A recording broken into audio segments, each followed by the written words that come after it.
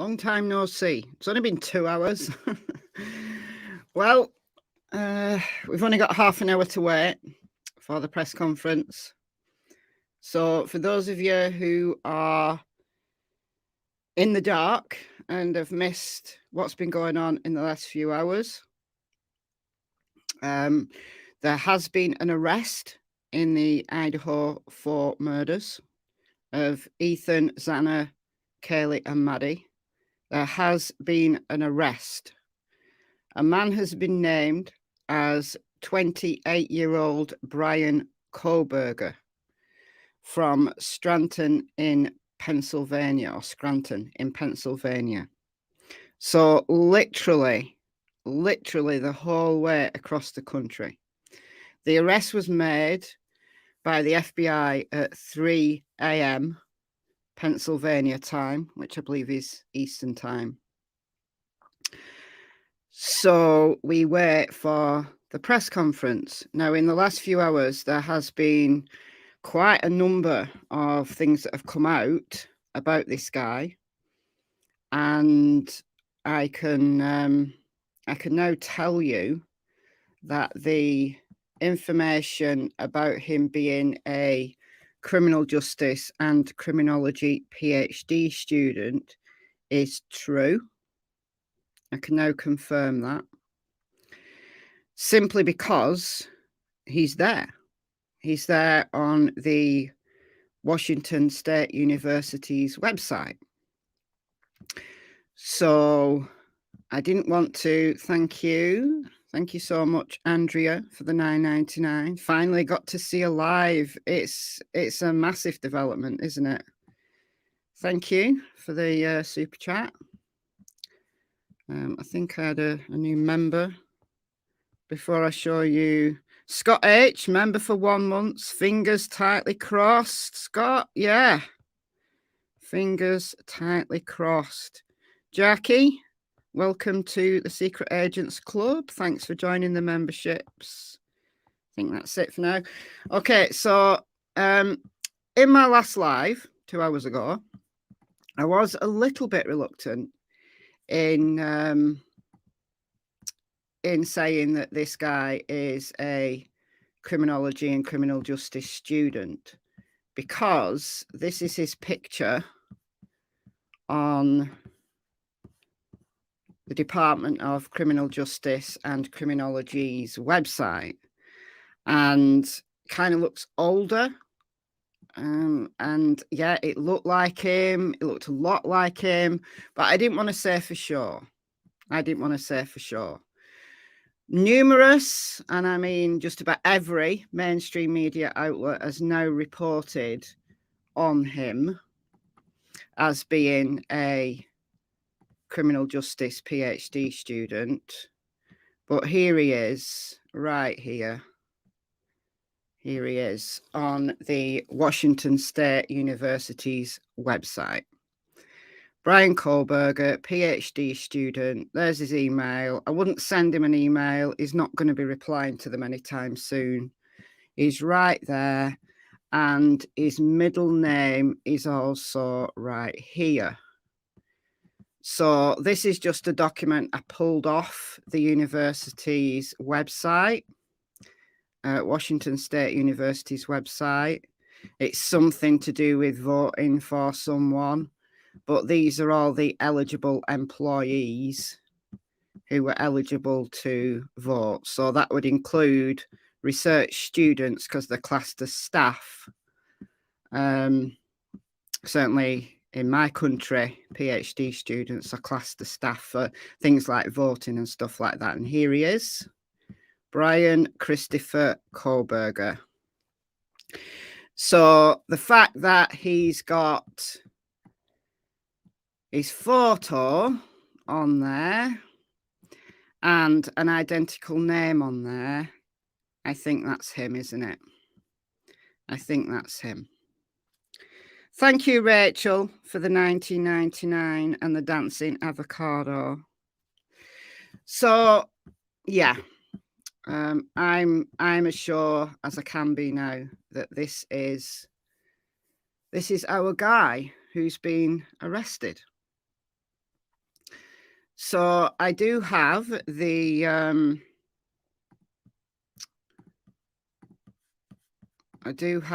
press conference up in the background.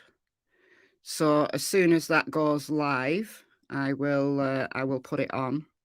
I'm going to be playing it from the City of Moscow, Idaho YouTube channel. So if you want to watch it straight from there and not from this stream, I don't mind. You can do. It's there. I'll put it in the chat. I'll also put it in the description box after, just in case anybody comes upon this later and doesn't want to watch the whole replay, just wants to watch the press conference. The link will be in the description box. Thank you so much. This is for dog treats. Thank you, Kelvis. I can buy quite a few dog treats with $9.99. Thank you so much. Yeah, went as far as he could without a passport. Do you want to see how far it is? Do you want to see? I looked it up. When I was on my live a couple of hours ago, I was talking about something else. And I asked people to look it up, and it was 2,600 miles. It's literally as far as you can go. I don't know why Maps is taking ages to load. There we go. Right, check this out. Check this out. Look. Look. Like, if he went any further, he'd be in the flaming ocean. Look at that. So I don't know whether that's his home, home manor. I'm guessing he's from Pennsylvania. That's what I'm guessing, because his master's degree was from DeSale University, which is somewhere in Pennsylvania. So he finished his master's degree in May of this year. So for this semester, fall semester, he enrolled as a PhD student at the University of Washington in Pullman. So it turns out that throughout the fall semester, he was there at Washington State University, which is literally like 8 or 10 miles away from 1122 King Road. So even though it's a different state, it's only literally the other side of the border.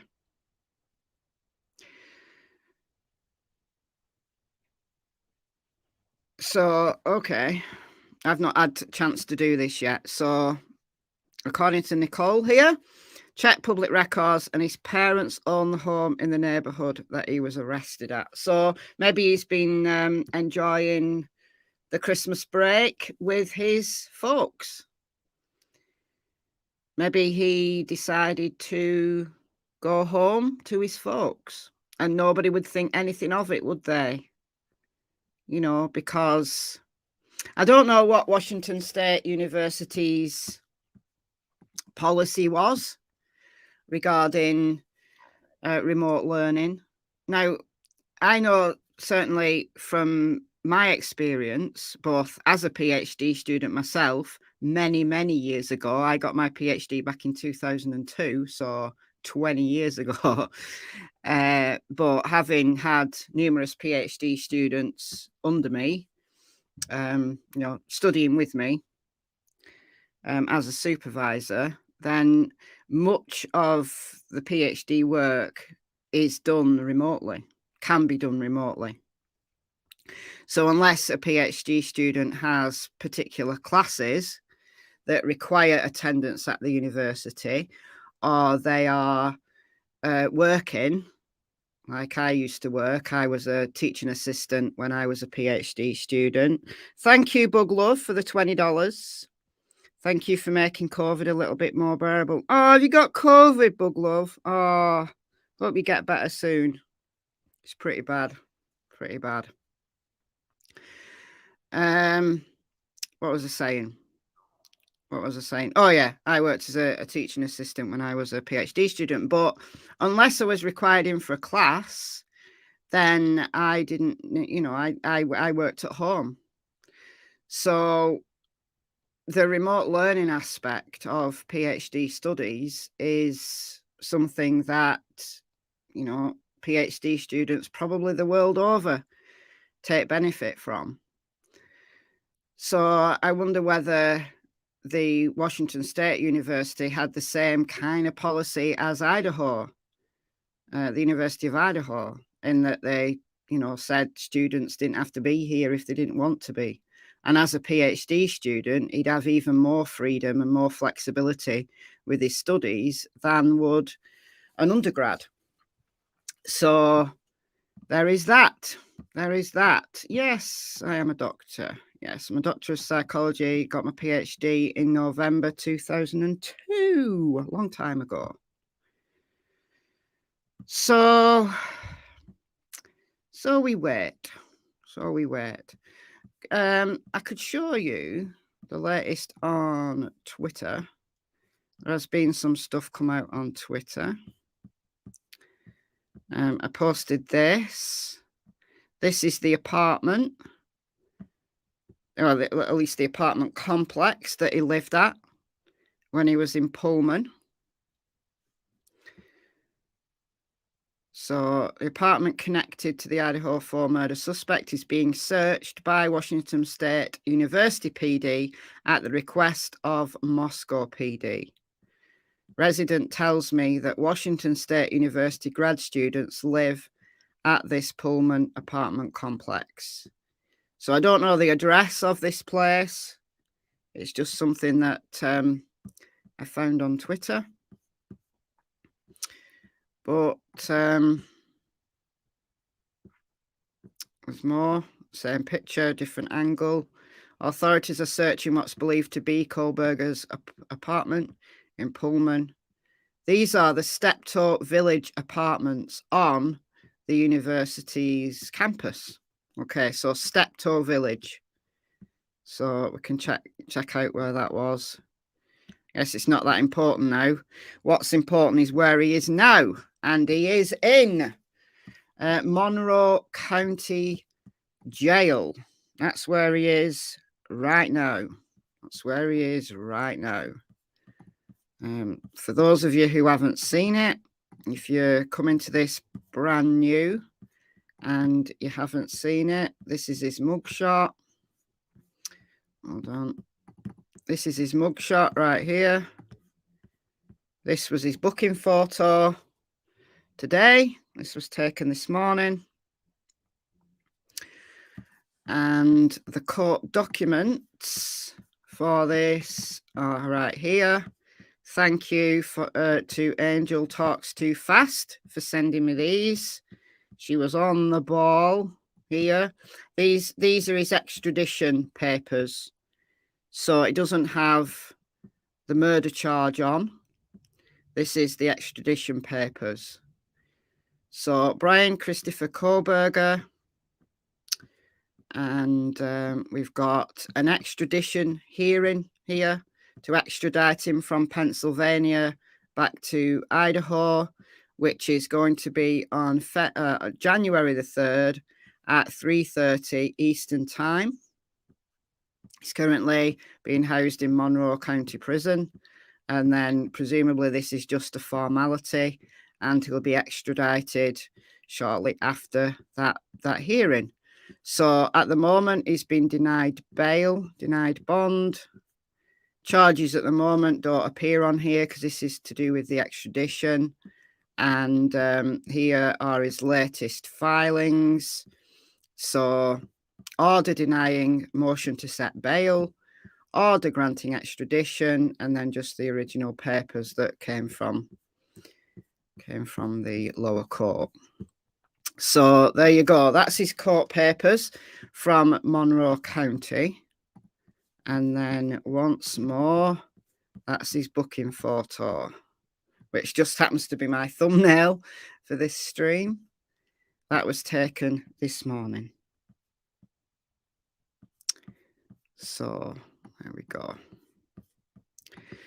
So we can, I guess, all speculate on how he knew these 4 students who he murdered.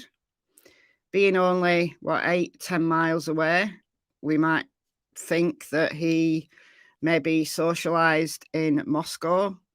It may be that the Ethan, Xana, Kaylee, Maddie, maybe all of them socialized in Pullman. We know actually on the evening of November the 12th, there was a party in Pullman. One of Jack D's neighbours went to it. If you saw my video this morning that I put out this morning, which is pretty much null and void now because I was talking about the frat boy theory and, different things related to that. But there were some Reddit posts that came out on a friend, a classmate of Jack D, didn't live with Jack D, but acted as an alibi of Jack D, like knew where Jack D was, like for the whole night. And he actually went to a party in Pullman. So we know that residents of Moscow, who are, members of the student community, do socialise in Pullman. It's only 8-10 miles away, so why wouldn't they? So it could be that through socialising, it may have even been to the house. It may have even been to 1122 King Road. We don't know. We can all speculate on how he knew that house. How had he been watching that house? Was he the stalker that Kaylee talked about? We can all speculate on all of these things, right? We don't know at this moment in time whether those things will come out as facts, whether we'll have to wait till, a future trial for them things to come out. We don't know, but I bet he was. I bet he was watching them. That's my speculation. That's just my personal speculation. I bet he was watching them. But we'll have to wait and see. Commits 4 murders for his dissertation. Well, we can kind of, I don't know whether it's a joke, guess, but this is his research. I showed this at the end of my live today, but this is his research. This was for his master's. You can see here he's got the DeSale University web email address here. But hello, my name is Brian, blah, blah, blah, blah. I'm inviting you to participate. And he's wanting criminals to participate in his research. Because obviously he's a criminology student, so he's going to be investigating crime. These were the questions that he wanted them to answer. And given that he's been arrested on suspicion of a quadruple murder, these questions that look very innocent to any criminology student or psychology student and their supervisors become very creepy. Please note that the following survey asks you to detail your most recent criminal offence, whether you were caught or not. In the event that you were not charged, convicted, or incarcerated for the offence, you might still participate in this research. Have you ever been incarcerated? I'm just wondering whether Brian Koberger is going to answer his own research study, because he can now. So, have you ever been incarcerated? He has now, but no prior criminal record, apparently. That's what's the word on the streets. When did he commit his most recent crime? When he was 28. Which category? Murder. Were you convicted? Not yet. Did you commit the crime alone? We don't know as of yet. Brian Entin reported that he'd asked when he was arrested if anybody else had been arrested, which is interesting. That kind of, I don't know, gives it away that there could be an accomplice. Don't know though. How was your life right before the crime occurred? Did you prepare for the crime before leaving your home? Please detail what you were thinking and feeling at this point. How did you travel to and enter the location that the crime occurred? Well, he used a white Hyundai Elantra 2011 to 13 model, one of which has been apparently towed away from the location he was at in Pennsylvania. After arriving, so presumably at the crime scene, what steps did you take prior to locating the victim or target? Please detail your thoughts and feelings. Why did you choose that victim or target over others? All of these could be asked by the prosecutor at trial. He's like written the prosecution's questions for them. Isn't it weird that he's written the prosecution's questions for them? Before making your move, how did you approach the victim or target? Please detail what you were thinking and feeling. What was the first move you made in order to accomplish your goal? Please detail any thoughts or feelings at this point. How did you accomplish your goal? Please explain what you were thinking and feeling. Before leaving, is there anything else you did? How did you leave the scene? After committing the crime, what were you thinking and feeling? And then there were some surveys, some trait surveys, which I need to get my hands on. I haven't got those yet. But apparently this research was still up on Qualtrics, and Qualtrics have taken it down. It's interesting also, I just note that Washington State University have taken down the department page, the Department of Criminal Justice page. They've taken it down, presumably taking it down temporarily so that they can remove Kohlberger from it. That's what I'm assuming anyway. All right, so got the press conference up so that we can switch over to that once it starts. I'll make it full screen, shall I? Will it let me? Won't let me make it full screen as of yet because it's not live. So yeah, that's kind of what it sounds like, isn't it? Maybe he was having fantasies of committing a heinous crime and wanted to talk to other cons. Maybe he was scouting for an accomplice. Well, anything's on the cards at the moment.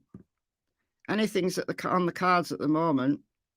I mean, those questions, honestly, wouldn't give me a second glance. Like, you know, in my previous life as a forensic psychologist, I sat on the ethics committee. I was actually the chair of my departmental ethics committee in the last, 5 years of my academic career.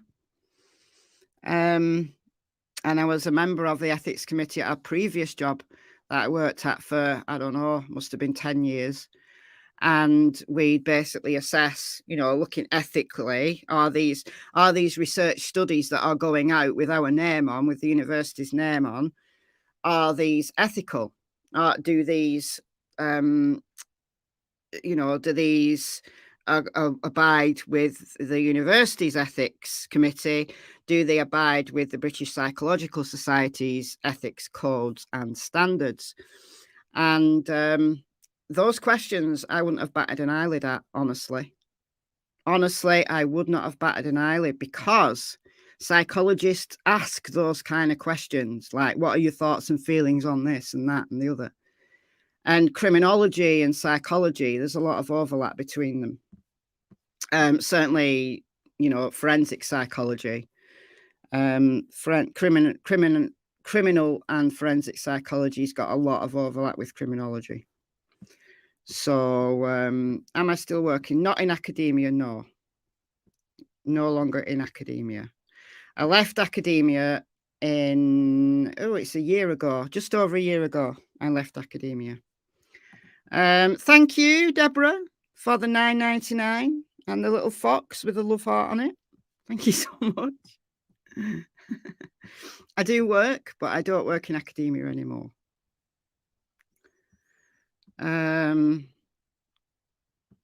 Maybe Maybe got in his head. Yeah. Yeah, got in his head.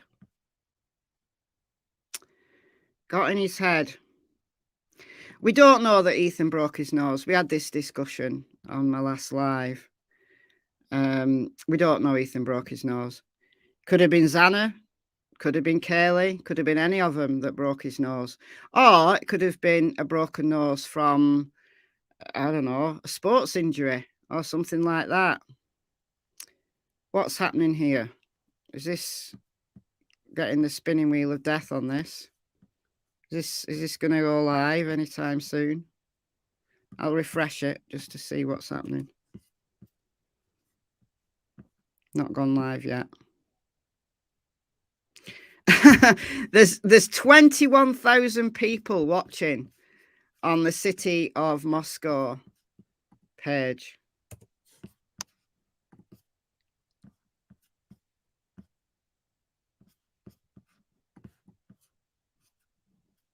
And it's not live yet. If it doesn't go live, I'll put WFLA on because I know WFLA are streaming it. I'll put WFLA on in the background as well, just in case, for whatever reason, this doesn't work. I know WFLA are reliable. Oh, Jennifer Coffendaffer's talking on WFLA, so... Oops. So they're not doing anything yet. Not doing anything yet. I'll keep this on, but if this doesn't go live in 2 minutes, I'll stream it from WFLA. Thank you, Stephanie, for the $20. That's very kind of you. Thank you so much. Deborah, I thanked you, didn't I? Yes, I did. Okay. Okay. Yeah, there's nobody there yet. There's I'll show you actually. That's what it looks like at the moment. JB. I'll go back and watch this after. Duty Ron was on earlier. Duty Ron was on with JB. And this, some of you, I'm sure, will recognise, is Jennifer Coffendaffer, who's an ex-FBI agent. She's on WFLA a lot.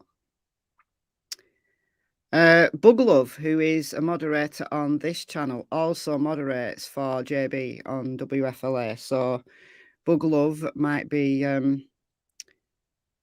busy. How many have they got watching? Blimey! My word. 90,000 people watching on WFLA right now. 90,000 people. How many are watching here? 1.1 1.1k watching. I wonder how many people are watching this, like across all platforms, because there's like 1 million YouTubers who are live streaming. Here we go. Here we go. Here we go. Here we go. Right, I'm going to mute out, guys. All right.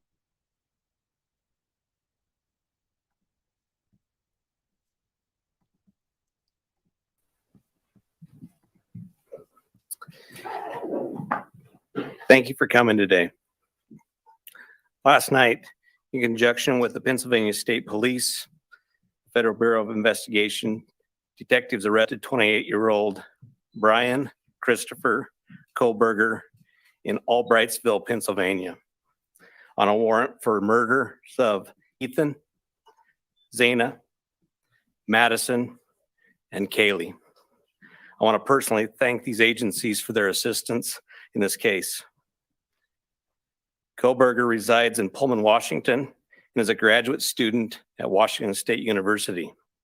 We'll provide as much information as we can about the extradition to Idaho and the criminal process.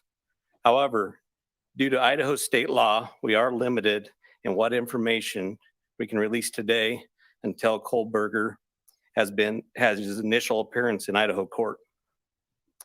I want to express my appreciation to our local community, the people of Idaho, and those throughout our nation who provided information to help us investigate these murders has been very impressive.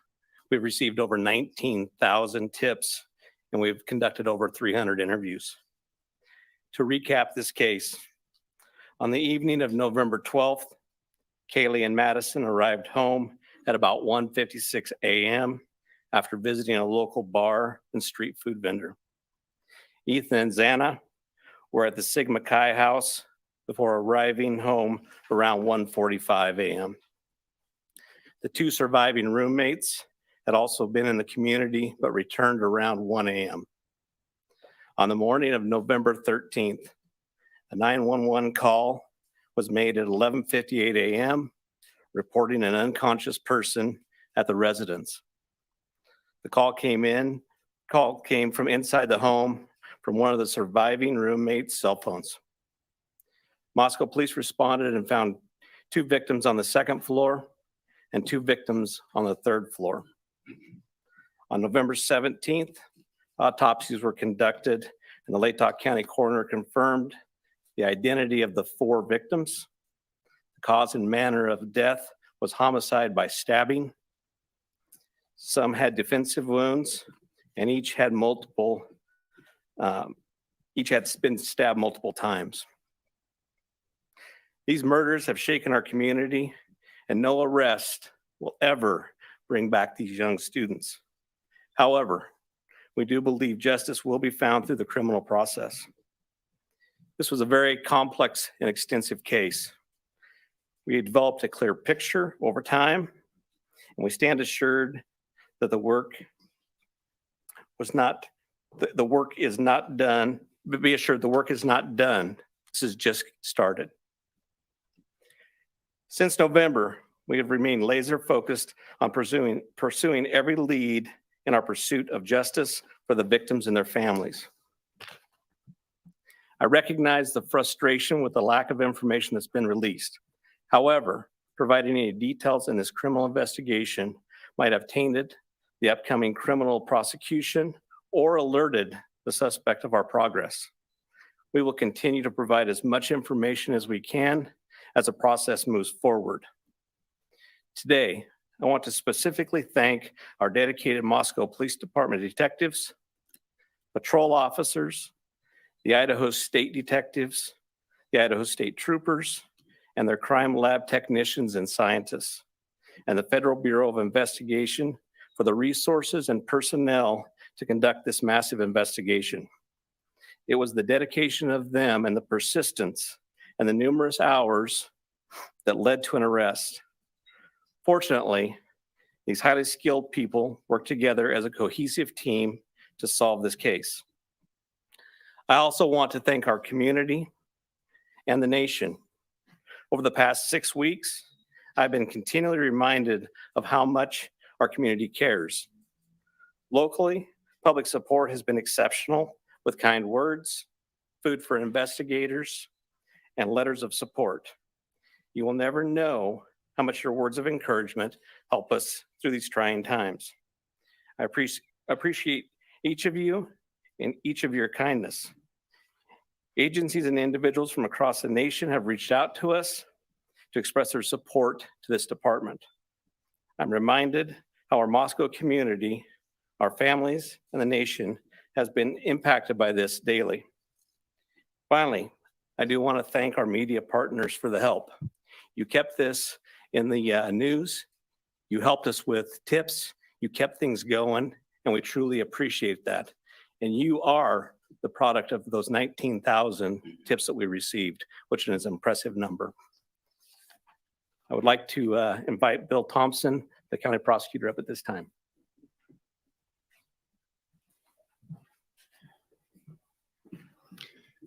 Good afternoon, folks. My name is Bill Thompson. I'm the Latah County prosecutor.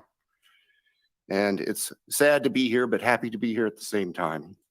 As Chief Fry indicated, a criminal complaint was filed yesterday here in Latah County, charging the defendant, Mr. Kohlberger, with 4 counts of first-degree murder, in addition to felony burglary, which involves entering the residence with the intent to commit the crime of murder.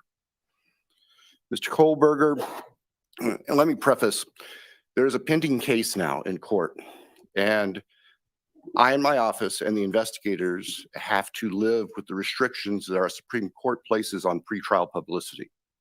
That said, I promise you we will share with you through the court process or otherwise whatever we are allowed to. I just appreciate your patience on that. The factual basis for the charges are summarized in what's called a probable cause affidavit that is on file with the court. According to the rules of the Idaho Supreme Court, that is sealed until Mr. Kohlberger is physically back in Latah County and has been served with the Idaho arrest warrant. At that time, we expect that that affidavit will be available to you so you can share the true facts with all of your readers and your watchers and your listeners and all the people who are interested and really need to know what's going on. So please have patience with us on that. We hope to get that to you as soon as we can. As far as Mr. Kohlberger, I can share with you that he is a graduate student at Washington State University and has an apartment residence over at Pullman. He has had an initial appearance in front of a judge in Pennsylvania. He is being held without bond, and the warrant from our magistrate judge here also provides for no bond. We understand that he's scheduled to be back in court in Pennsylvania next Tuesday afternoon, and that a public defender has been appointed for him there.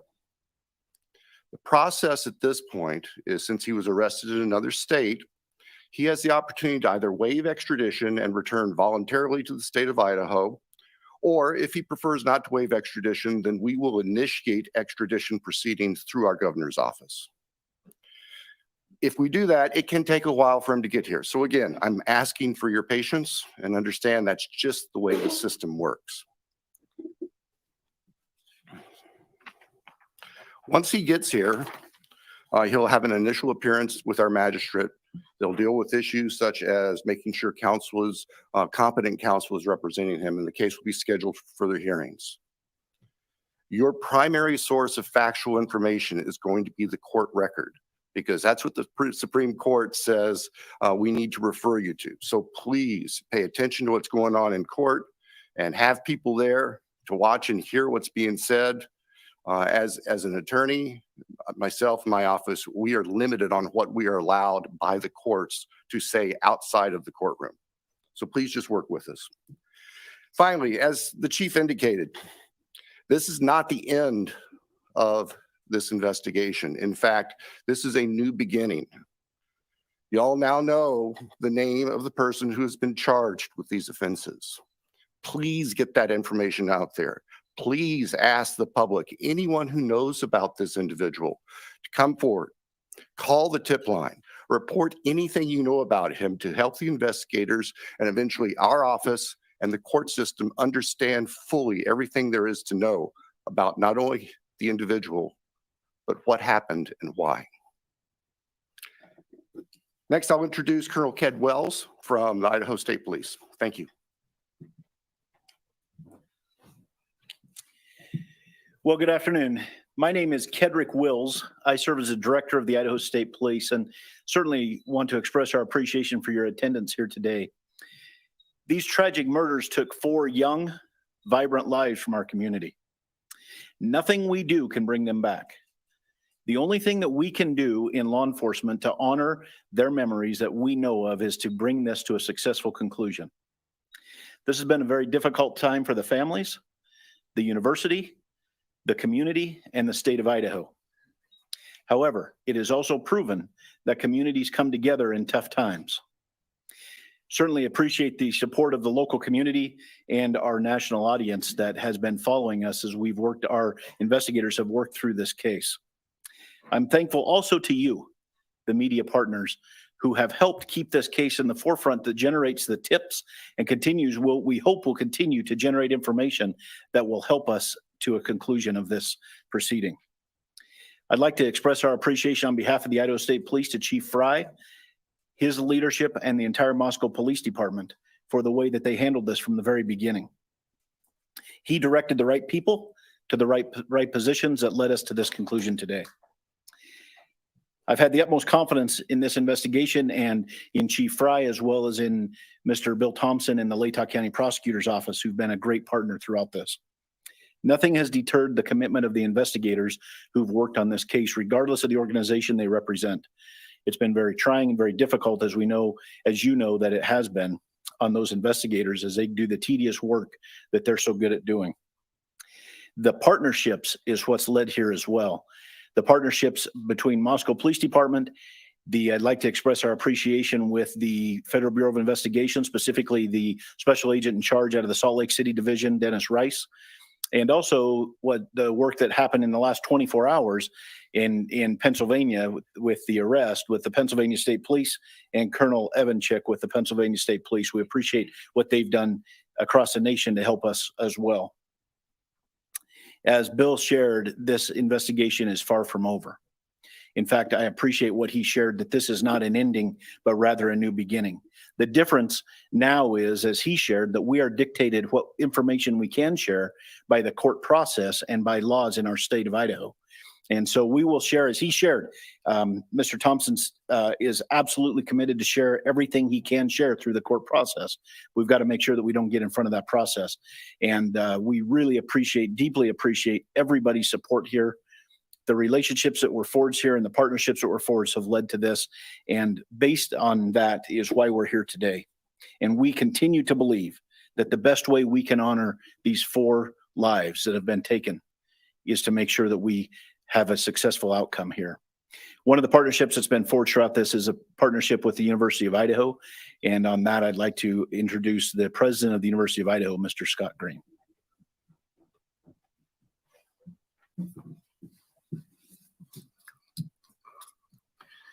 Thank you. Good afternoon. Scott Green, President, University of Idaho. Today's news of arrest is a welcome one. It's relief to our university, our community, and our extended Vandal family. The outpouring of support over the past 6 weeks helped sustain us during the most trying time. It provided the strength that helped us navigate the international scrutiny visited on our students and employees. We are truly thankful for the compassion and acts of kindness shown to our community. Kindness is contagious, and it provided the light that reclaimed ground lost to evil and darkness. We first want to acknowledge and thank Governor Little for the early promise of financial support that enabled the university to secure our campus and focus on helping our students and our employees in the wake of the crimes. We also appreciate the Idaho State Police and the highly visible security presence that brought comfort and calm to a community shocked and confused by the senseless crimes. We never lost faith that this case would be solved and are grateful for the hard work of the Moscow Police Department and their law enforcement partners. Vast and committed FBI resources brought important expertise to this complex case. Across the board, dedicated, highly competent personnel worked this case to arrest. This crime has nevertheless left a mark on our university, our community, and our state. While we cannot bring back Maddie, Kaylee, Zaina, and Ethan, we can thoughtfully and purposefully carry their legacy forward in the work that we do. Our students come first, and that was proven each and every day of this investigation. We are committed to safely delivering the college town atmosphere, campus experience, and high-touch quality education for which the University of Idaho is known. With time, we will heal. We will move forward together, and we will remain Vandal strong. With that, I'd like to turn it back over to Chief Fry.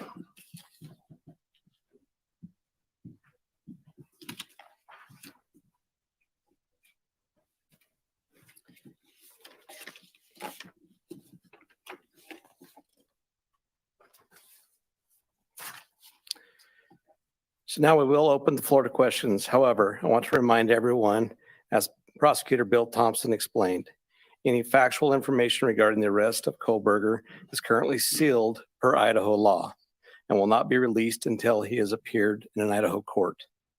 Please formulate your questions accordingly. I recognize there are a lot of questions, and I will try to answer as many of them as I can.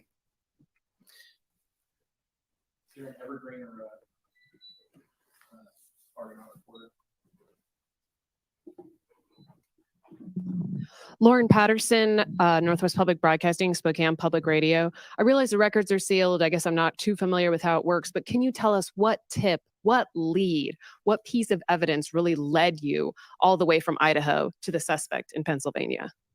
As I've said in the past, that's part of our investigation, and we won't be releasing that at this time. We will have those answers. We'll have them as soon as we can make those available to you. Then a quick follow-up and a two-parter. Is our community safe, or is law enforcement still on the search for other suspects who might be involved in this attack? What I can tell you is we have an individual in custody who committed these horrible crimes, and I do believe our community is safe, but we still need to be vigilant, right? We still have talked about this in the past. We always need to be aware of our surroundings and make sure that we're aware of what's going on.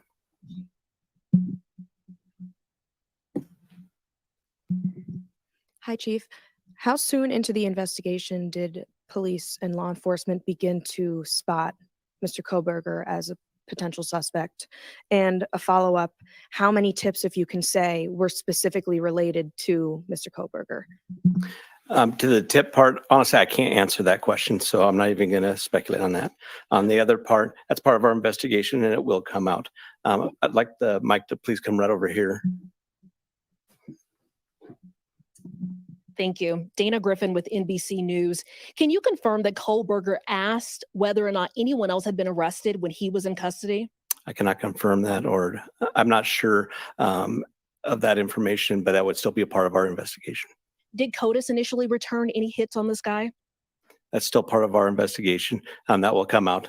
If we could get somebody over here, please. And then one final question. Is there any message to the online sleuths who slandered and harassed people who they believed were responsible? There was a lot of speculation going on, and we've always said from the very beginning that we're the official message that comes out, and to pay attention to what we're putting out there to the press. I'm Nancy Liu with News Nation, and we were over at the house this morning, and you told us that the remediation would begin today. It was suddenly stopped. Can you tell us why? Yes. The house cleanup has been halted, and that came by a legal request from the court. Christina Corbin, Fox News. Chief, have you identified a motive? That is part of the investigation, and that will come out as we continue the investigation. But what we still ask is for people to continually send us things in the tip line. We are still looking for more information. We're still trying to build that picture, just like we have stated all along. We're putting all the pieces together, and that will help.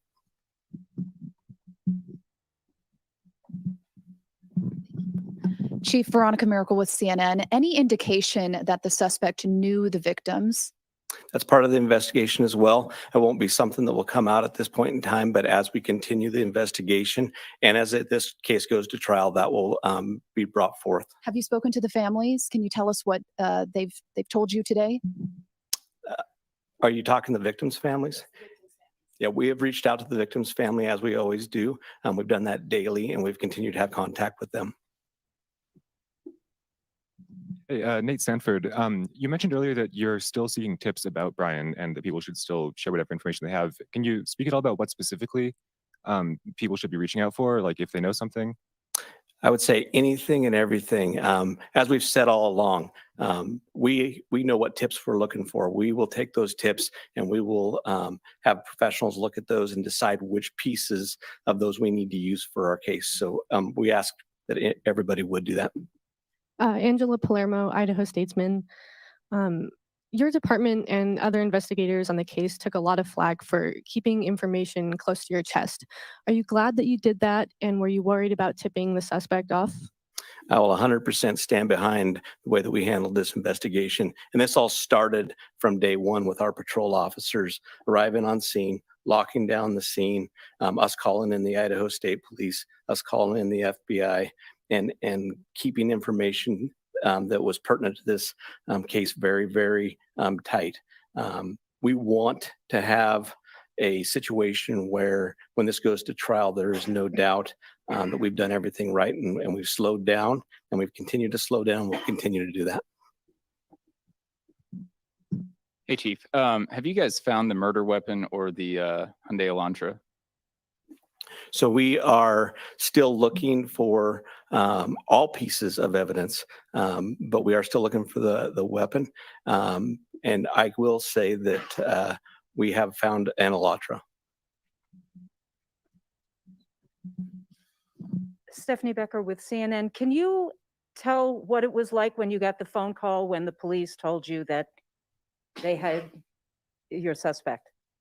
I can tell you, for a lot of law enforcement, it was a fairly sleepless couple of days with as we were leading up to everything that we were doing. But what I can tell you is I have faith in those agencies across the nation. I have faith in our officers. I have faith in the FBI, and they did a great job. But sure, there was some times, even throughout the day, that we were always concerned. Hi, Chief. Danya back at CBS News. Can you talk a little bit more about the suspect's connection to Pennsylvania? All I know is that he lives in Pennsylvania. Chief Guy Tannenbaum from Nonstop Local KHQ in Spokane. More about the Elantra. We saw reports that you mentioned that you recovered an Elantra, but can you specify where that was found? And we know that that was one of the biggest pieces of information you were asking from the public to tip. Were you able to provide an information on whether those tips led to this seizure of an Elantra? That's still part of the investigation that will come out in the future.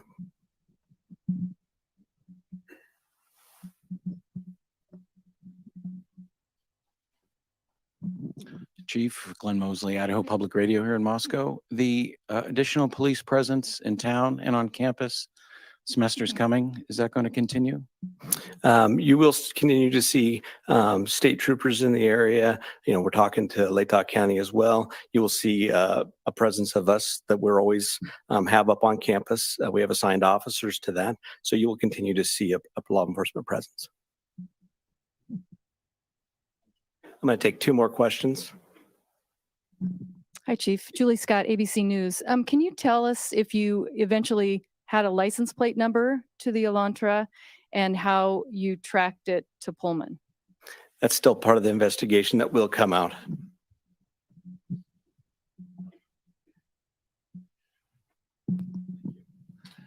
Chief, hi, Matt Lovelace with the Murrow College of Communication. I want to ask about Mr. Koberger as a graduate student at WSU. Are you aware of if he returned to campus after November 13th? And have you had any communication with departments on the WSU campus about his attendance? So some of that is going to be followed up as we continue our investigation. We'll be asking some of those questions, but that'll come out in the near future. So what I do want to do is I want to thank you all. You really have been the national voice for us. You've given us the opportunity to get many, many tips. And I do appreciate everything you've done, and we'll continue to look forward to working with you in the future on this. So I'd like to thank you for that, and thank you for your time.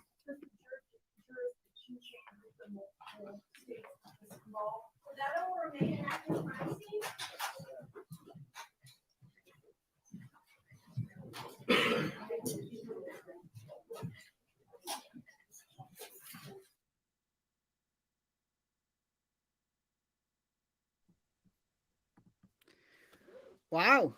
Wow. Well, what do we think? What do we think, guys? I thought they told us a lot there without telling us anything, basically. I'll leave the tip line up there that Trixie Starr has been posting in the comments in the chat. The reason why they're still wanting tips is because they want a watertight case.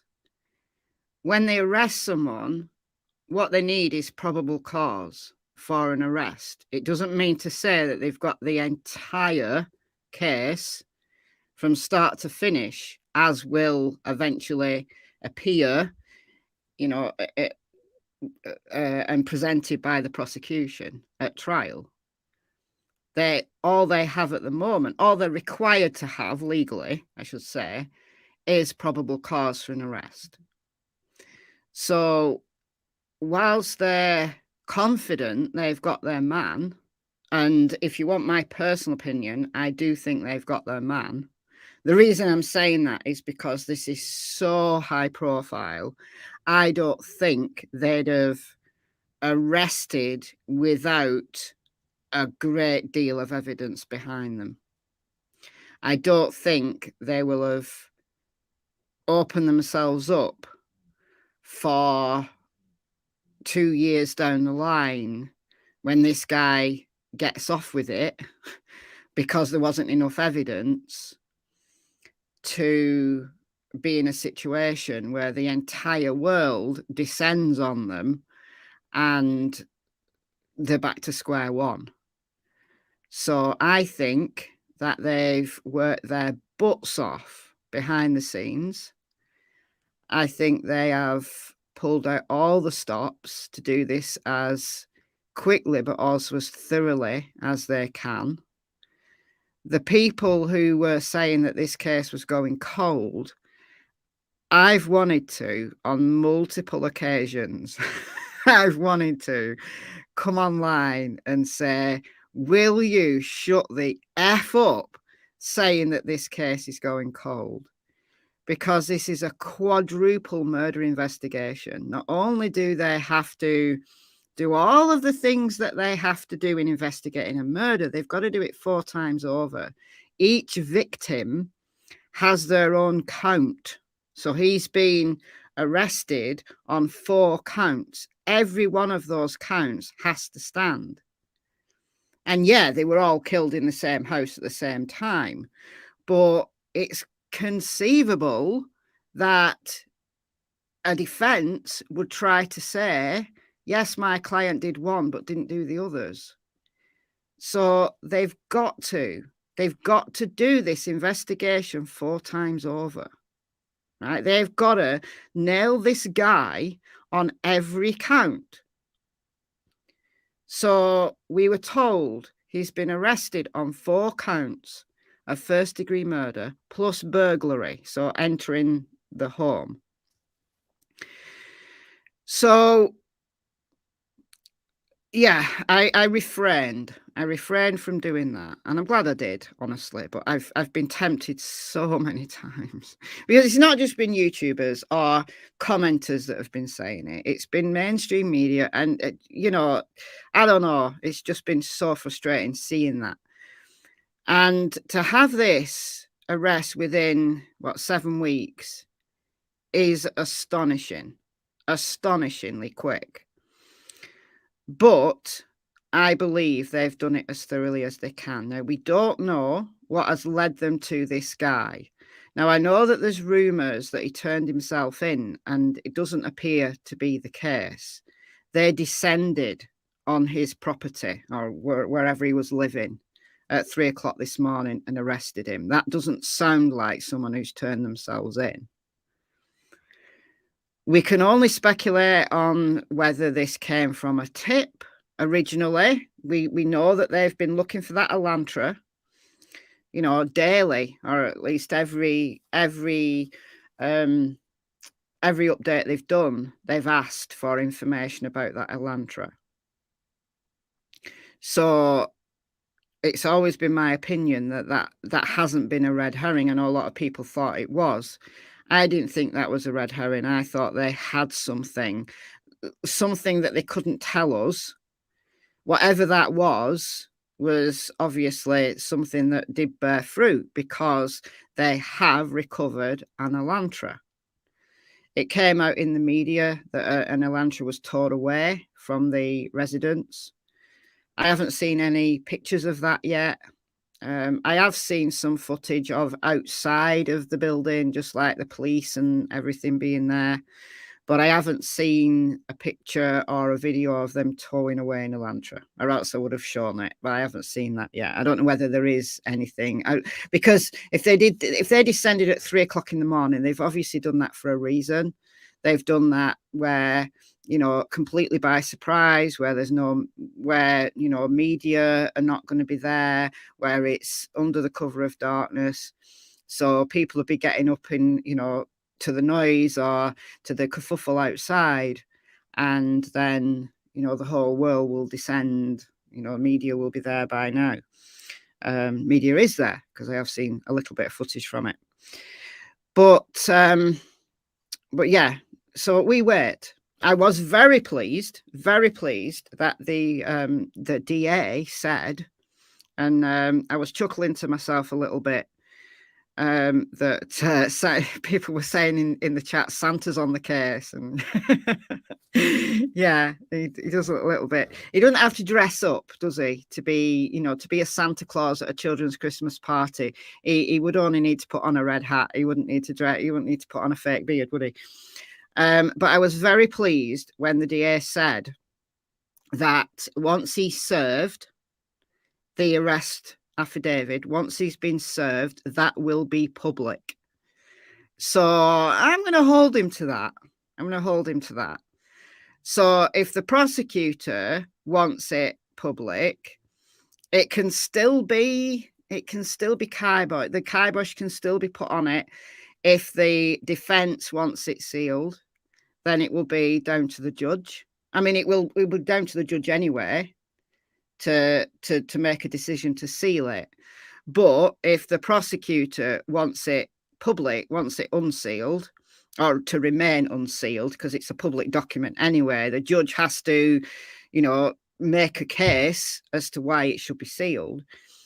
But if the prosecutor wants it to remain public, then it would be down to the defender, whoever that will be, whoever his defense will be, to make that case, and then the judge can decide. I hope that it remains a public document,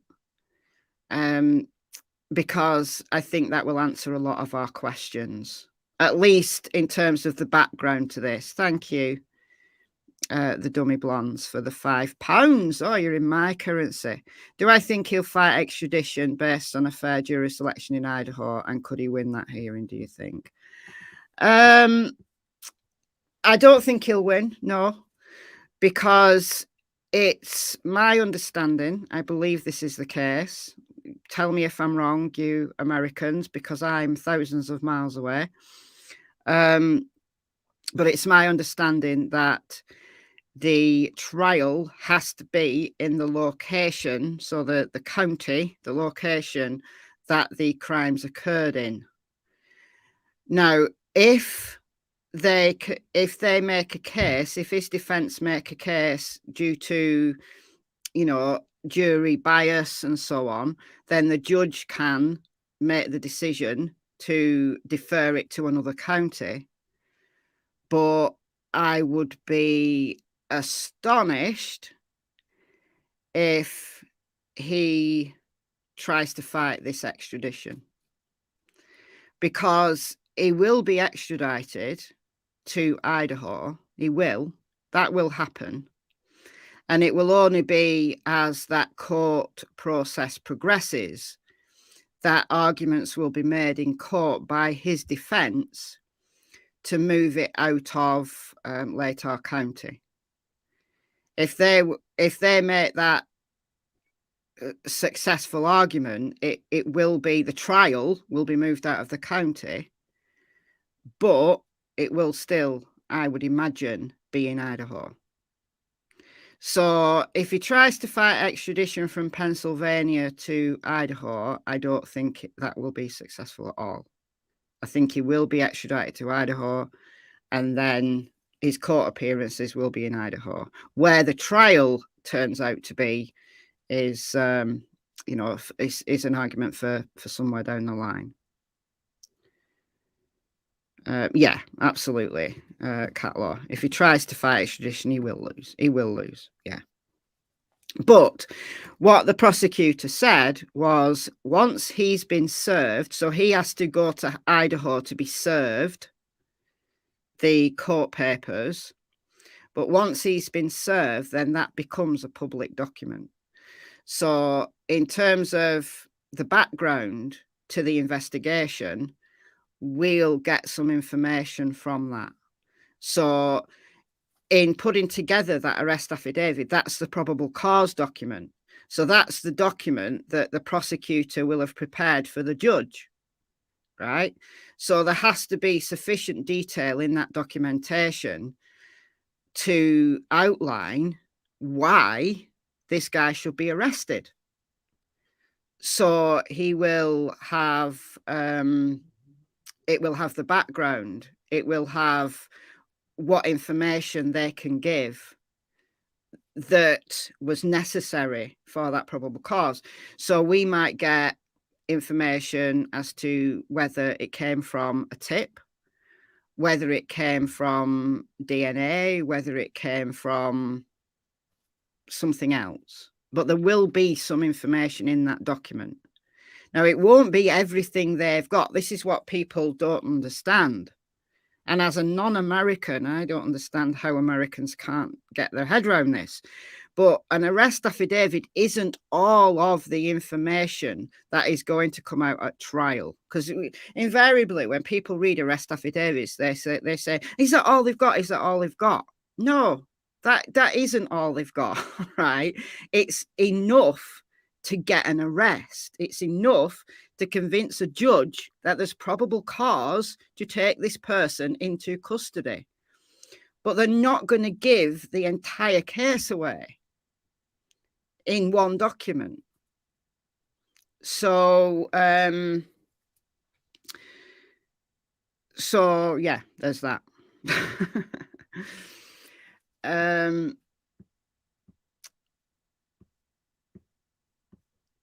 Okay, I'm going to put the tip line back up just to say that they are still requesting tips simply because they want to know what else is out there. What else is there out there, right?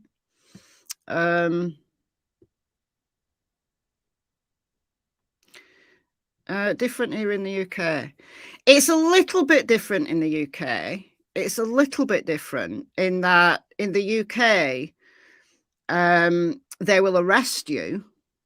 They can arrest you for murder. You could just be walking down the street and they arrest you for murder, right? And they can hold you for 24 hours. But to get an extension on that 24 hours, they have to go to a judge with probable cause. So it's very similar. Once they get to a point where that 24 hours is up, they've got to let you go.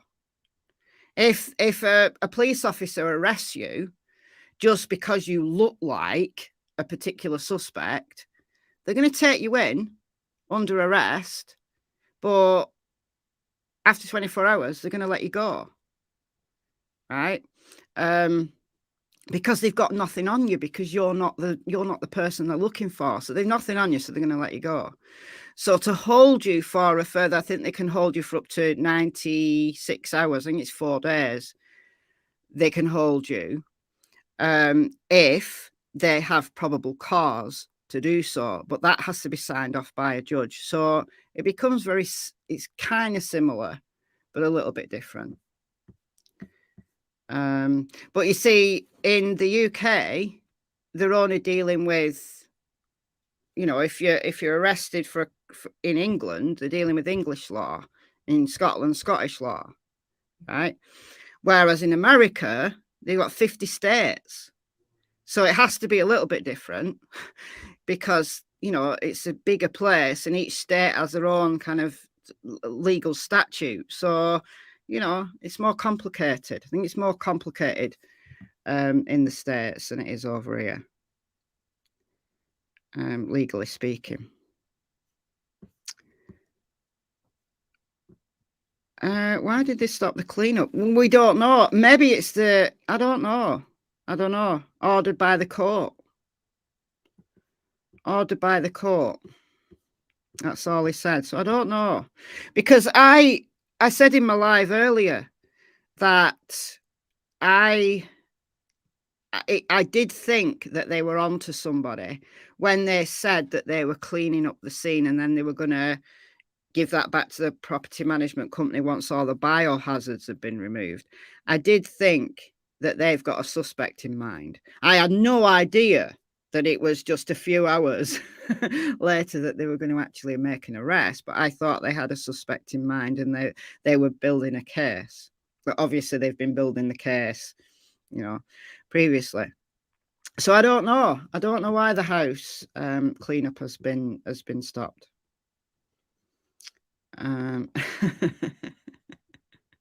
We've got quite a bit already. It's just a case of, you know, it'd be the wilder speculations. I haven't seen, oh, this guy's a patsy and it's really Jack D yet. Probably because Murphy was asleep in another room. Or, you know, he didn't, maybe even if Murphy was there, he didn't bark. There was no reason to kill Murphy. I suspect Murphy was just asleep in another room. And he was that used to people coming in and out of the house.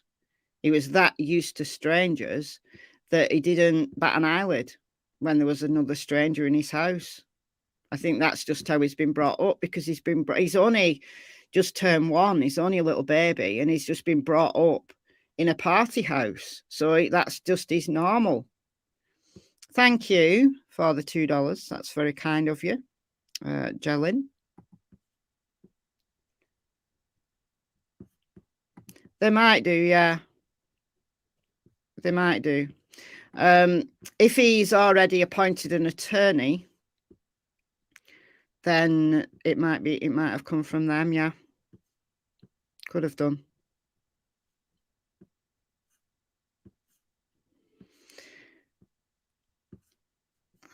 Some more questions about the house. Clear up there. Well, who knows? Who knows? It is. It is. Yeah. The system's very similar. There's some comments. I'm trying to find them, but I've lost them now. Yeah, it is. It's always respectful. Usually respectful. Usually. There was some comments about his Instagram, and there's numerous fake profiles already on Instagram. But I did see, and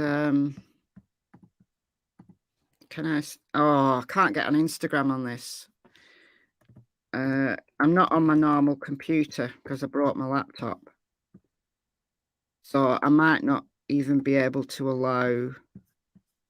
Let me just see.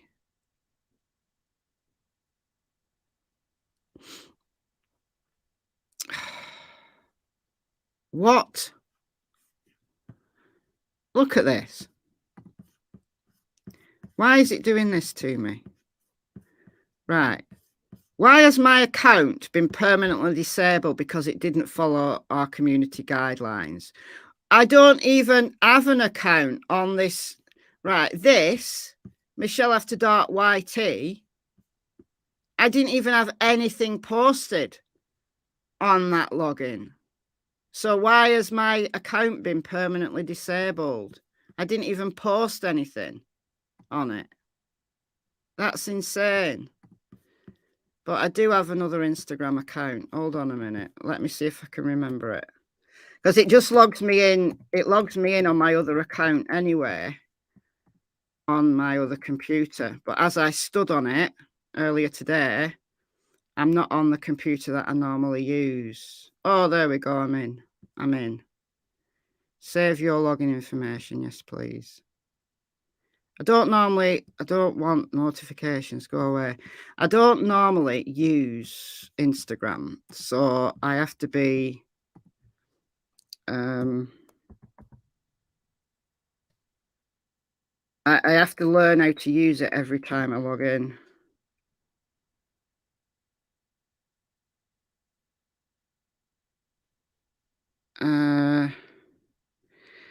I was told earlier on that he was following Maddie. And it was the genuine account of his that was following Maddie. But I don't even know if I'll find his account, because there'll be so many fakes now. Hold on.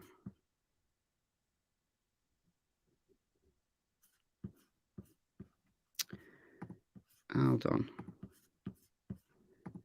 This was the, oh no, not this one, not that one. That's a fake. That's a fake, I think. I don't know though.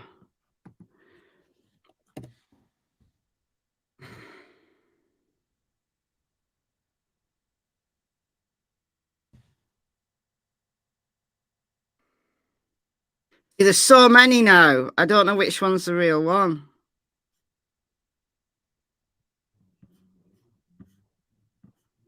Oh, I don't know. Everybody's got a fake account. I'm not even going to try and work it out. But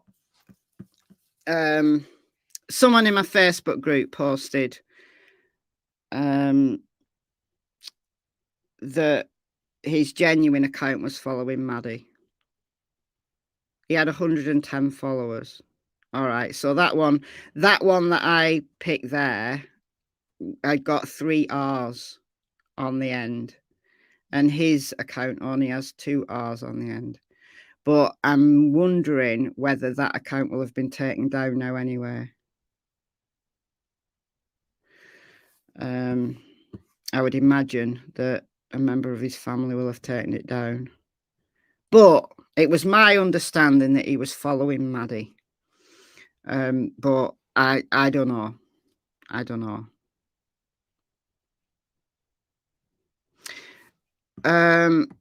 I don't know if he had both of them.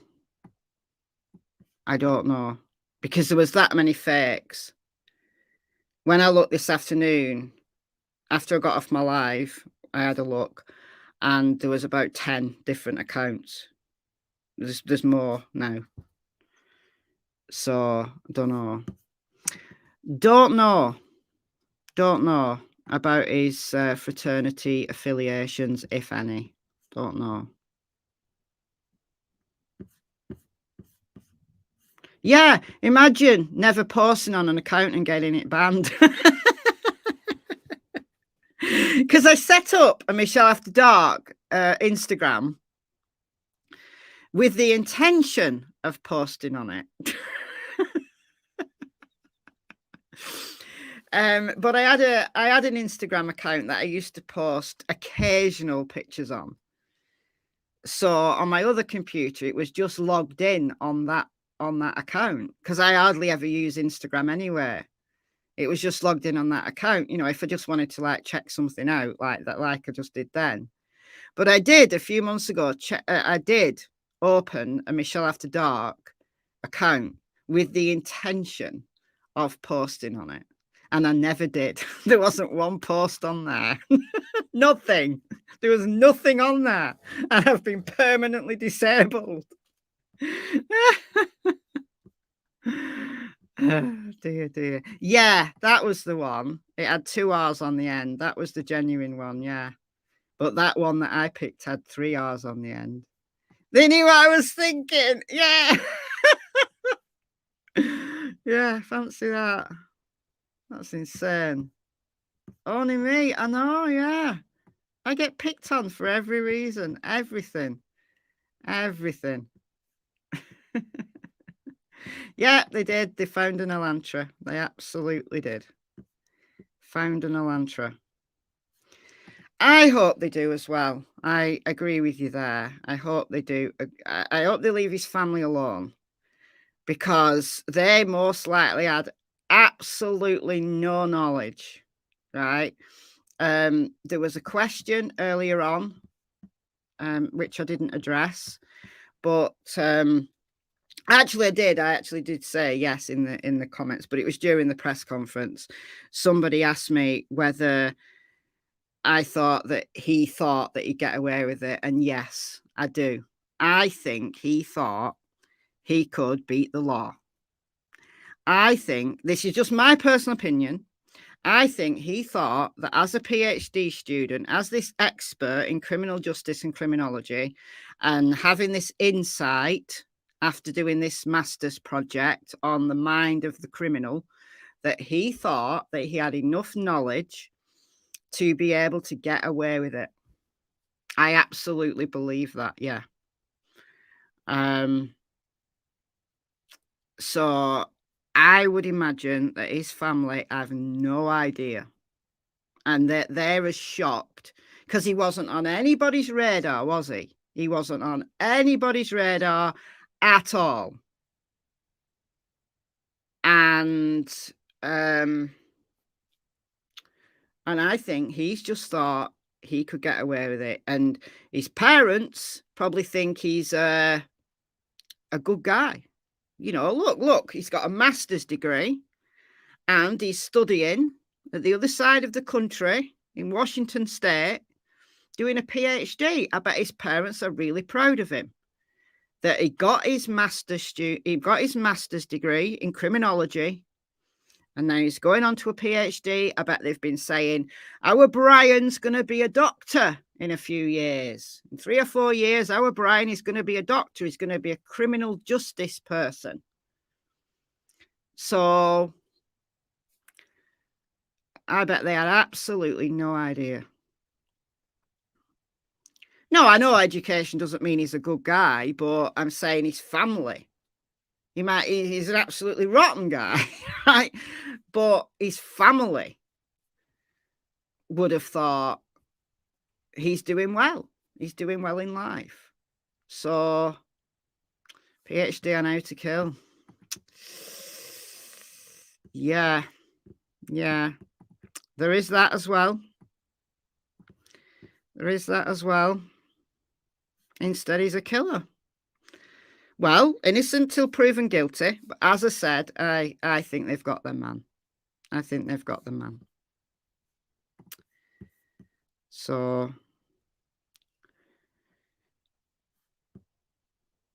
yeah, like Bundy. Bundy was a law student, wasn't he? Thought he could beat the system. Haven't I said that I didn't think this guy was a serial killer? Our guy. I didn't think this guy was a serial killer. But how many videos did I say? I didn't think this guy was a serial killer, but he's very dangerous. And if he's not caught, I think he will kill again. This guy is a budding serial killer. Every serial killer has their first time. And I think if this guy wasn't taken off the streets, he would have been the next Ted Bundy. I truly believe that. Truly believe it.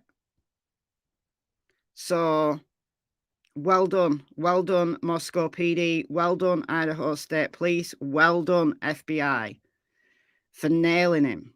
At least putting him behind bars where he can't be planning his next victims, because I bet he was. He would have been another Ted Bundy, in my opinion. That's all, in my opinion.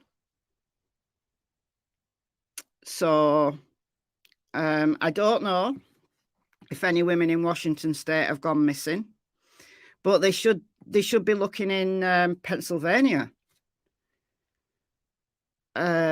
because he's not been living in Washington for very long.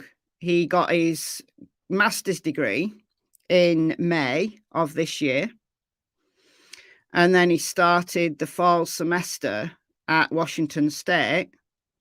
So he's only been in Pullman for one semester, and then he'd enrolled for the next semester. So he'd only been in Washington State for one semester. And in that semester, he's committed, allegedly, 4 counts of first-degree murder. So actually, where people should be looking, if people want to do any research on this, or at least where law enforcement should be looking, is Pennsylvania, because that's where he was living. He did his master's degree, and his family, I believe, are from Pennsylvania. So, yeah, I'd be interested. To know whether there are any crimes unsolved in Pennsylvania or surrounding states even, although killers normally will hunt on their own doorsteps. At least in their first few years, they'll hunt on their own doorsteps. And I've said that I don't believe this guy's a serial killer. However, he may have killed before. Now, he may have killed non-human animals before and never killed a human and been fantasizing about it for a long time. And it clearly shows from the questions that he asked participants in his master's thesis that he was really thinking about it. Escalating behavior. That's exactly what I'm going to say. Yes, escalating behavior. That he could have been killing non-human animals, and he could also have been committing lower level crimes against humans. So I'd be interested to know whether he does have a criminal past. It's been alleged that he's got no record, but obviously we don't know that for sure as of yet. But if I had my other computer and I hadn't have stood on it this morning, I would have shown you my profile. But it's on my other computer. And I don't think I've got it backed up anywhere, like on a USB stick. It's on my other computer. My other computer it's only the screen that's broken. I just need to go and get a new screen. Do you know what? That computer's jinxed. It's the third new screen I've had. I've had that computer for... Well, Cassie was a puppy when she chewed it.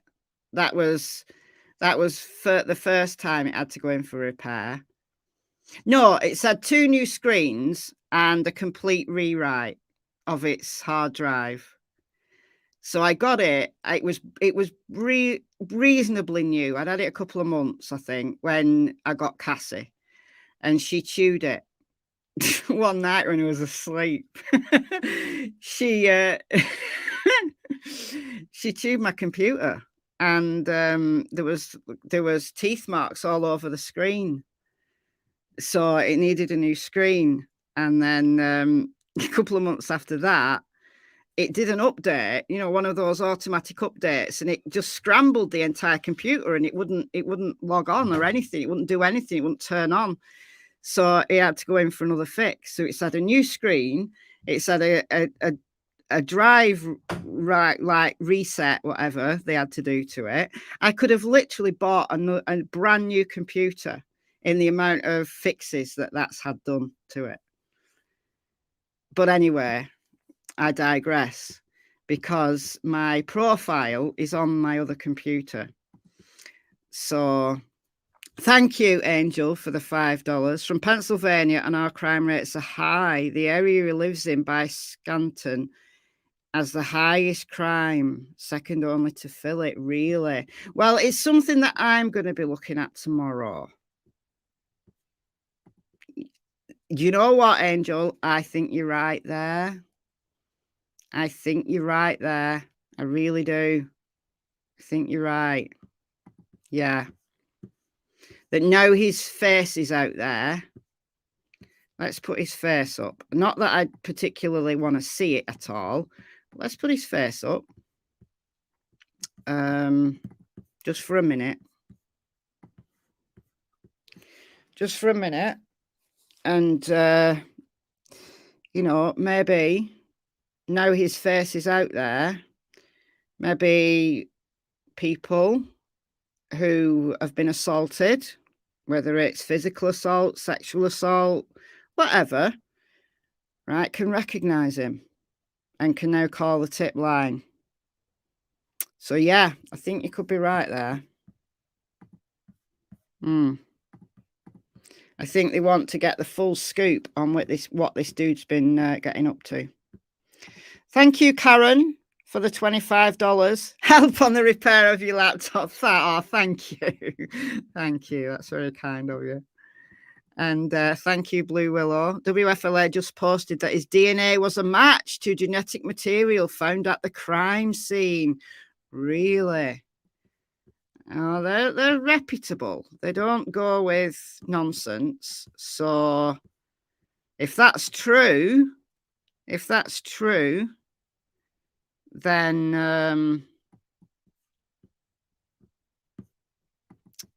I agree with you. I agree with you on that point as well. Thank you, Blue Willow, for the $10 anyway. But yeah, let's have a look. Honestly, they're awful, aren't they? They're awful.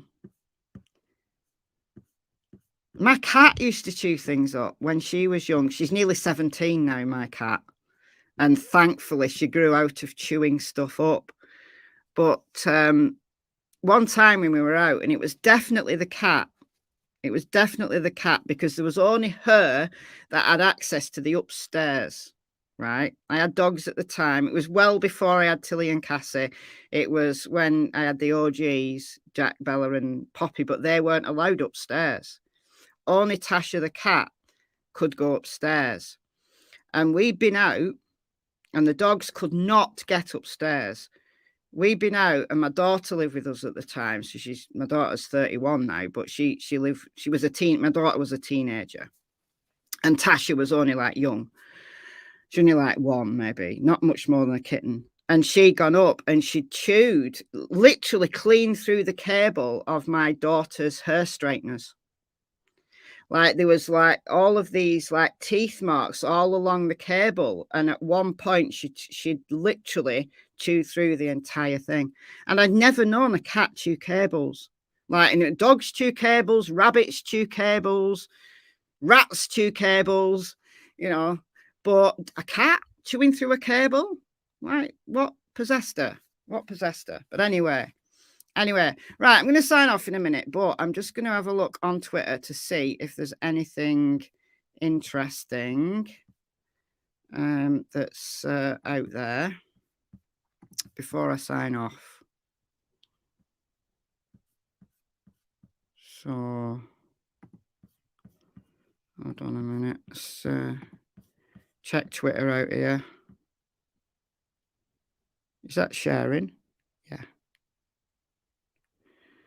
Okay. Police are searching the vehicle, a 2015 white Hyundai Elantra belonging to, I think that should be Kohlberger.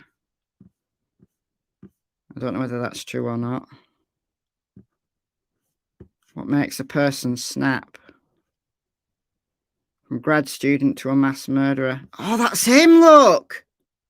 No way. No way.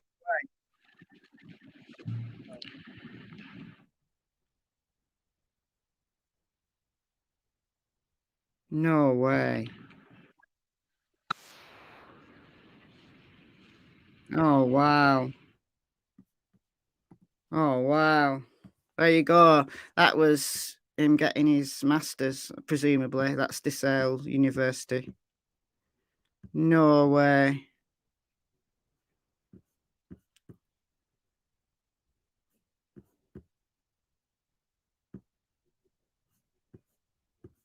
Wow. Video from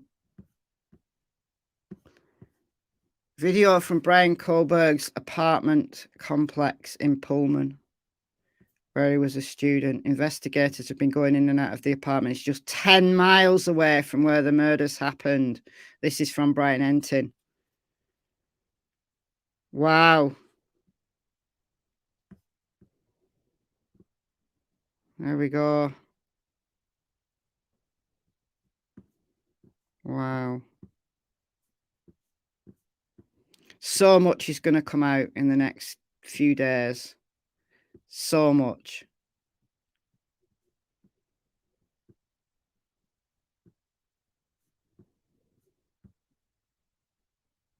Factual basis for charges is including blah, blah, blah, blah. There we go. Josh Benson. Josh Benson from WFLA. Kohlberger's DNA has been matched to the genetic material recovered at the off-campus house where the students were stabbed to death, according to sources. An FBI team from Philadelphia has been tracking him for 4 days in the area where he was arrested. Oh, wow. Retweet, like. Wow. I wonder what their sources are, though. They're pretty good, though. I have to say. WFLA don't rush to make posts without having a reliable source. They recovered material with his DNA, which he discarded. Oh, we don't know. We don't know. Source, yeah. Yeah, I want to know the source. But they're usually reliable. That's interesting. I'll retweet the tip line.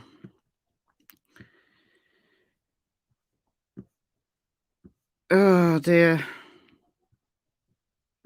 Oh, there's a lot of silliness as well. What's this?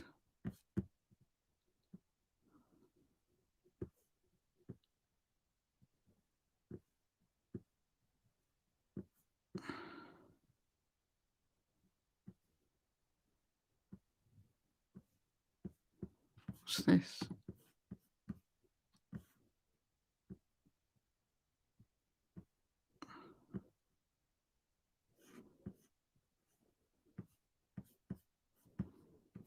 Don't mind me. I'm just studying this.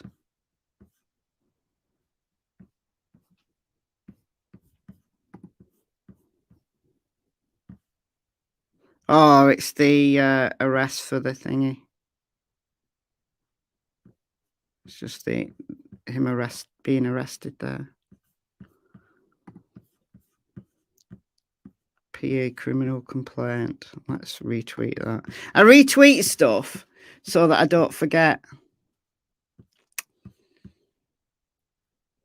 Oh, that's ridiculous. There's a lot of ridiculous stuff coming out. I can see already.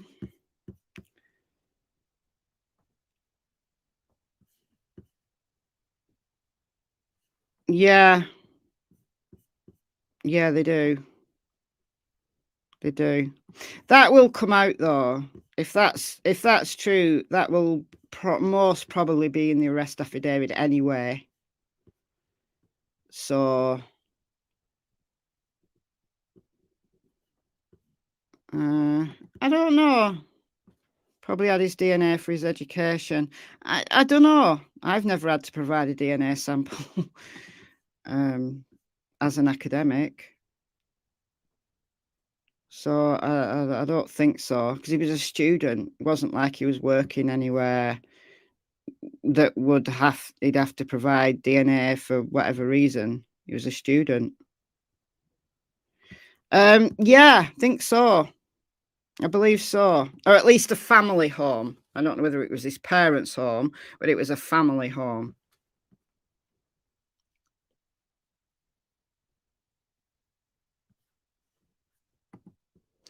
Well, you've got to remember that it was 7 weeks ago.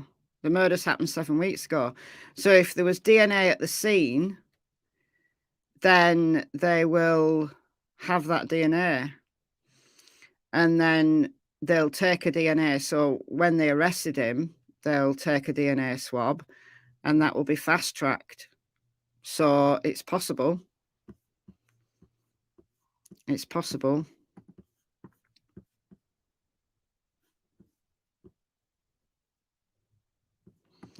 No, masters don't take that long. They don't take 6 years. You can do a master in the UK. Generally, a master's is either 18 months or 2 years. But some universities, you can do a master's in a year, like full-time, like as a full-time student. But usually students do them over 18 months to 2 years. Yeah, 1 or 2 years, Kathy. Yeah.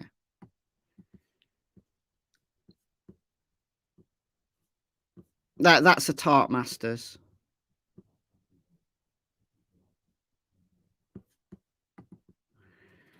I don't know. I don't know the answer to that. Certainly not in the UK. I've never had to provide fingerprints or DNA or anything for any jobs. It's only in the last few years that university staff have been asked to complete a DBS check, so a criminal records check. Like in my last job, I had to do a DBS check, but the job before that, no, I didn't. So it's only in the last few years that even that has been checked. So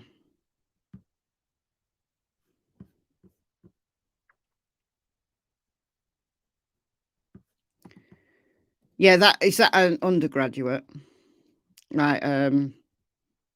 Undergraduate degrees in the UK are 3 years. Some are 4 years, but the average one is 3 years. Oh, thank you, ASMR fan, for $1.99. Thank you so much.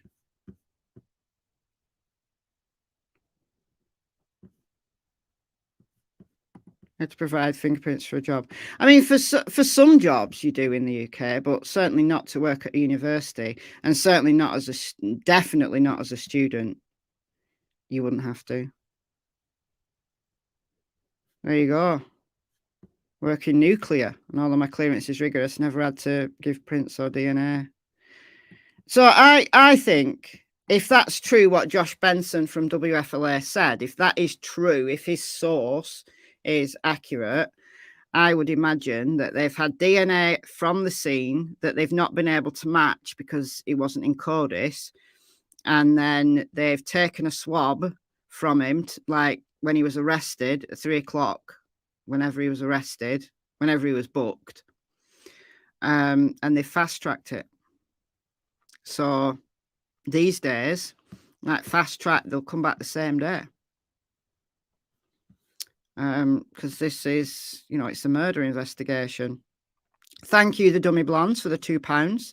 Combined degree with masters in biochem. Okay.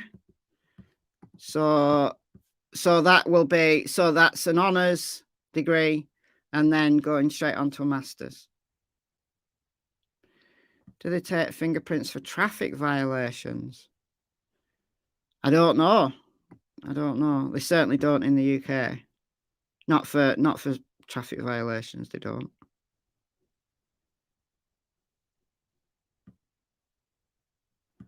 Oh dear. Oh, bless you. Oh, bless you. Yeah, for an FBI job, then yeah. But yeah. All right, guys, I'm gonna let you go. I've been on here quite a while now, nearly 2 hours. So no for traffic. No, I think it's just for crimes, like not traffic violations. I guess a traffic violation is technically a crime, but okay, I'm gonna go. Maybe he's worked in law enforcement, considering his interest in criminal justice. Don't know what his previous jobs have been. Could have been a perpetual student who's not really worked other than on studies. Don't know. I guess all of these things is going to come out. It's going to come out. Thank you, Nicholas, for the $2. 23andMe DNA test in the family. Yeah, but 23andMe a DNA test, that'll take like 4 to 6 weeks to come back because they're like proper slow. But if a member of his family have already done 23andMe, then I guess they could have done forensic genetic genealogy already. I guess they could have done. I guess they could have done, yeah.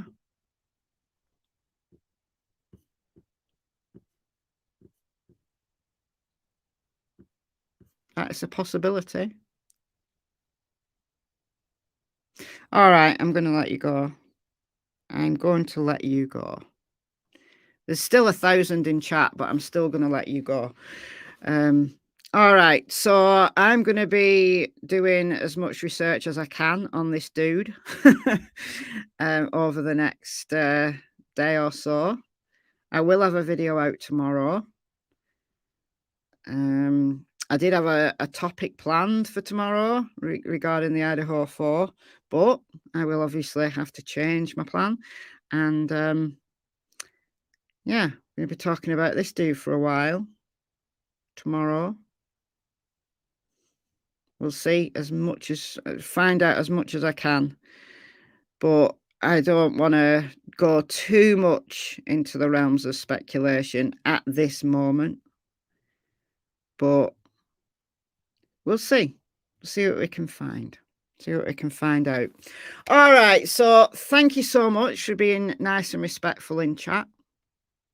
Thank you to the moderators, as always.